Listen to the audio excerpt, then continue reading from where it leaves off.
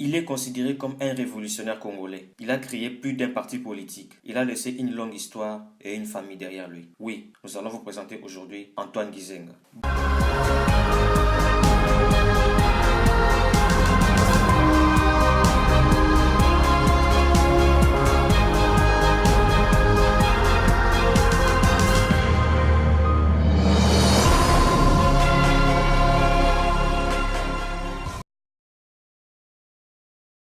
Bonjour Mbote, bienvenue sur Dr Congo, l'espace national. Aujourd'hui nous allons parler d'Antoine Gizenga Fungi. Il est né le 5 octobre 1925 à Mushiko. Il est originaire de la province du Bandundu. Il était marié à Anne Mbuba et était père de 4 enfants. C'était un ancien proche de Patrice Emery Lumumba. Sur le plan professionnel, M. Antoine Gizenga a débuté ses études au petit séminaire de Kwilu. Jusqu'en 1947, il étudie la philosophie trisomiste au grand séminaire de Maïdi dans le Congo central. Fonctionnaire à la Banque du Congo belge, il travaille ensuite à la sûreté coloniale à Léopoldville. Antoine Gizenga embrasse sa profession d'enseignant et s'engage dans la vie politique. En 1959, il devient chef du Parti solidaire africain PSA. Puis il est ensuite élu député national lors des législatives de 1960. Il devient vice-premier ministre dans le gouvernement de Lumumba dans la même année. Il dirige alors à Kisangani le gouvernement de la République populaire du Congo, la rébellion Simba. Menée par Antoine Gizenga et Pierre Moulele, la rébellion Simba ou rébellion mouléliste est une rébellion qui a eu lieu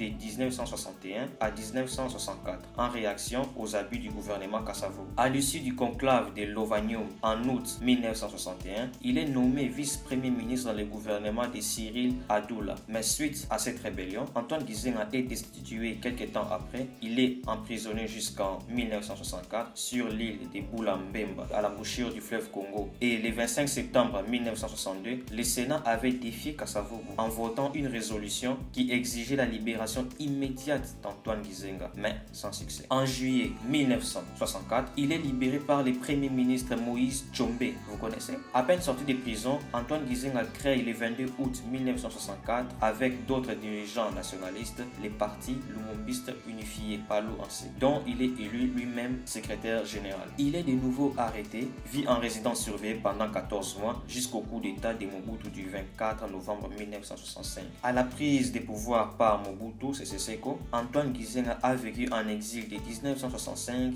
à 1992 ou 92. Donc, durant 27 ans, il était en exil et il s'est réfugié tour à tour à Moscou, en Angola et au Congo-Brazzaville. Il restera opposant au régime Mobutu et durant son exil, il fonde les Forces démocratiques pour la libération du Congo, Fidelico. En 2006, il se présente aux élections présidentielles congolaises de juillet comme candidat du PALU. Étant très aimé au Bandundu, sa province natale, il y est arrivé en tête et a obtenu 13,06% des votes au premier tour. Il est troisième de l'élection et il devrait choisir avec qui s'allier pour le second tour entre Joseph Kabila et Jean-Pierre Bemba. Et le samedi 30 septembre, il signe au Grand Hôtel de Kinshasa un accord de coalition qui vise à faire élire le président Joseph Kabila au second tour des élections présidentielles prévues pour le 29 octobre 2006. L'accord prévoit aussi l'attribution du poste de premier ministre à un membre du parti unifié Lumumbiste Palu. Joseph Kabila remporte alors les élections présidentielles